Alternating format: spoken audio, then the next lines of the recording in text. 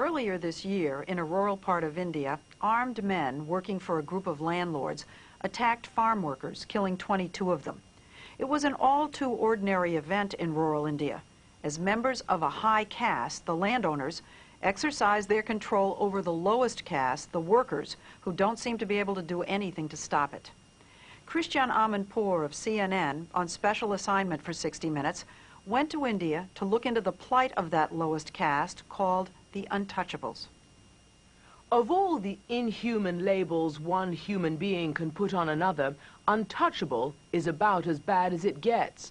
And of all the countries that should have long since done away with barbaric discrimination, it's India. The India of Mahatma Gandhi, whose struggle for human rights turned the country from a British colony into the world's largest democracy. But today, 200 million of India's 1 billion people are still considered so low, so unclean, that many of their countrymen won't even touch them or share the same water with them. Their only crime? Being born at the bottom of an ancient Hindu hierarchy that divides everyone along rigid social lines called castes. Sometimes the smallest detail can reveal the whole picture. These untouchable villagers are taking their shoes off, not because they want to, but because they have to. They're about to pass their upper caste neighbors, sitting here in the shade. It's a daily ritual of petty humiliation. The Untouchables can only wear their shoes again when they reach their own part of town. Why are you guys always taking off your shoes and putting them back on again? If we don't take our shoes off, we'll be fired from our jobs. We'd like to stand up to them, but we know we don't have a chance. Have you ever been punished for anything here? They've punished us several times.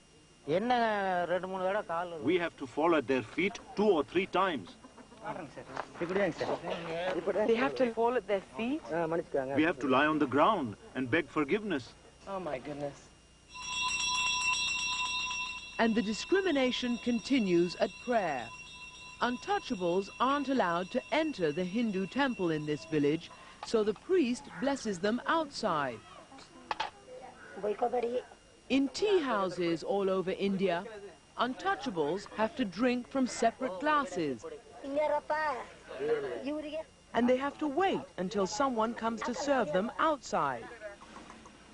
Even access to clean water is determined according to caste. Untouchables can't use this public well because even their touch would pollute the water, says this upper caste villager. These customs have been practiced forever, and if the government passed new laws against it, nothing would change, and I personally don't believe it should. This is where Rangama, an untouchable woman, was forced to get her water. A muddy pond polluted by animal feces. Rangama's encounter with a pig proves just how dirty this water is. Did a lot of people get sick from drinking the bad water? Yes.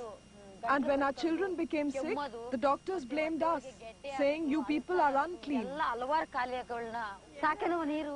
After enduring years of this kind of discrimination, Rangama and her friends took up the fight. It began with a small act of defiance. One day, they decided to take clean water from the public well, but they were stopped by infuriated upper caste villagers, and even worse, their own husbands were too afraid to support their cause. All the women in the village, we decided that if our men didn't help us get clean water, we wouldn't cook for them. And so, 4 days later, they joined our fight. Rangama and her friends created such an uproar that eventually the upper caste in this village were forced to back down. Now we have clean water, and water is life.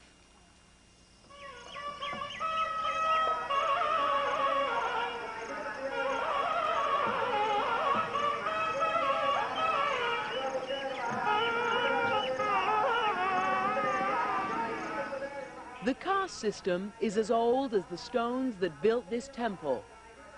India's segregation is cemented in nearly 3,000 years of religion, not law.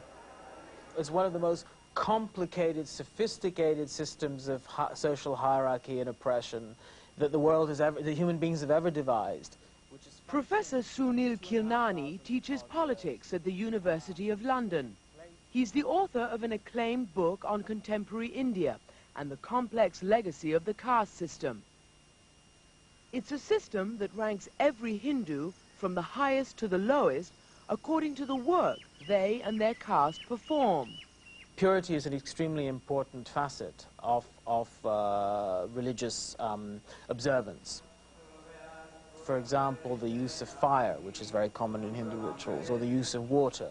There's a very strong sense of certain objects, certain things being taboo, that you don't come into contact with them. For instance, the dead. Traditionally, it's the Untouchables who prepare the corpses for cremation. They were those castes who performed the work that no one else in the society would do, such as dealing with the bodies of the dead, etc. This was seen as work that somehow was profaning, that was impure. The Untouchables are considered so unclean that traditionally not even their shadows were supposed to defile these temples, and today they are still relegated to the very worst that life has to offer. Like Narayanama, she's been using her bare hands to clean public toilets for the past 19 years. They look down at me, and it hurts my soul. Narayanama's family has been assigned this filthy job for generations, and for generations it's made them physically ill. No one has ever offered me water when I'm thirsty, and when I want to wash my face, I have to use another well. Even though 6 years ago the Indian government banned this practice, today about 1 million Untouchables still do this job, and ironically, Narayanama's employer is the city government. No, I don't like this. I don't want this job. I would leave it if they gave me another one. As long as toilets need cleaning, streets need sweeping, and the trash needs to be carted away, the job will be assigned to the Untouchables. In big cities, they may escape the abuses they endured in the small villages, but often their only choice will be to settle in slums, where no one else would even think of living. Henry Tiffine is a local human rights worker. Oh, good Lord. Is this the toilet river? You see the man walking across it? Yeah. He's walking basically through an open sewer. Oh, open sewer. This is all open sewer. Kids are playing in this sewer. That's normal. That's normal. That's normal. That's normal here. That's normal for an Untouchable. Yes. And these are the sanitary workers of the town. The sanitary workers of the town? What, the people who clean the latrines? Who clean the latrines, who clean the streets. Now that is truly disgusting, the latrine business. I mean, how people can accept to clean public toilets with their hands is beyond me. And increasingly, India's 200 million Untouchables are resisting through the power of the ballot and political protest. And it's changing the face of India. Caste as a form of social imprisonment is beginning to break down, I think. It's beginning to break down. People are beginning to assert their rights. They are beginning to say, well, look, constitutionally, this is illegitimate. These are my rights as an Indian citizen.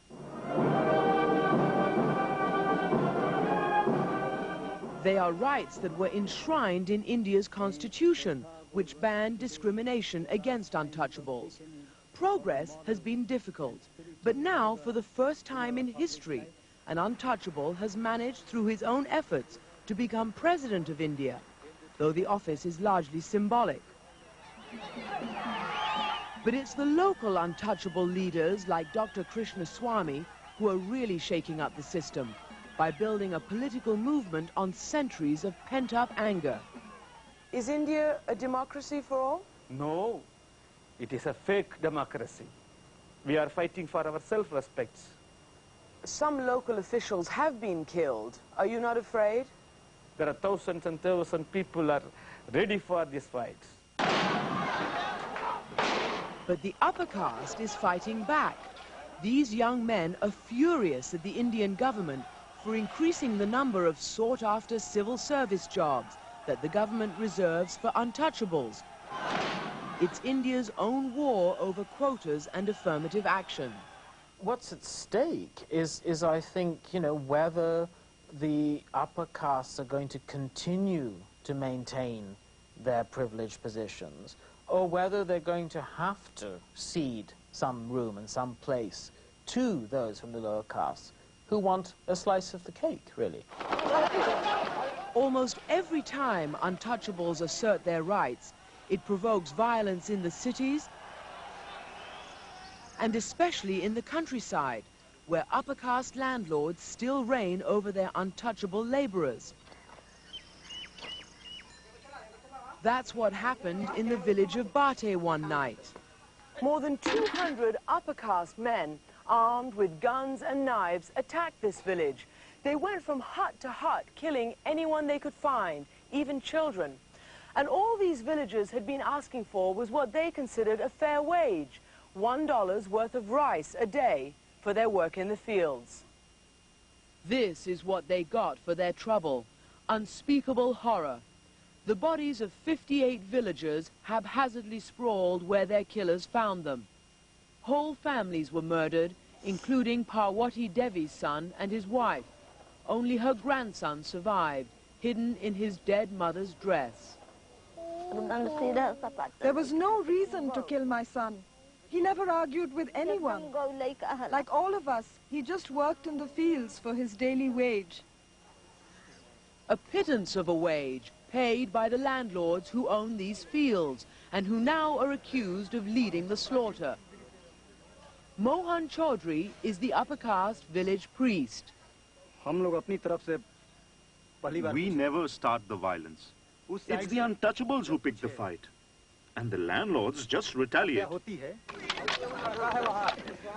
So in this part of India, untouchables are arming themselves.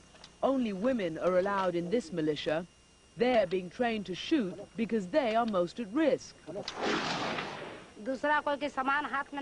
Nobody else will protect us. That's why I carry my own gun. Recently, a young girl was kidnapped and raped by the landlords. There's more violence every day, and the police don't help us. Sister Suda is trying to help, but she uses the law. She's an attorney and a Catholic nun who chooses to live with and defend the very lowest castes. When you see untouchables, men or women, cleaning human excrement with their hands, being forced to drink from separate cups in tea rooms, having to take off their shoes when they walk past an upper caste, is there a sense of outrage?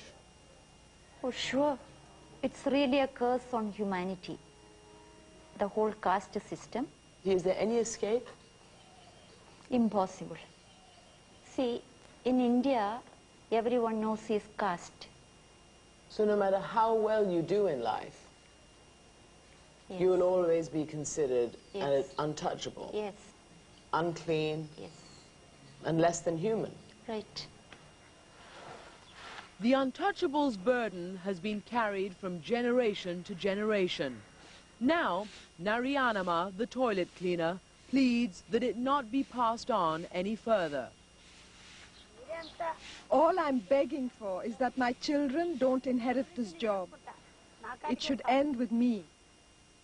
What does the government say about all of this? They don't want to talk about it.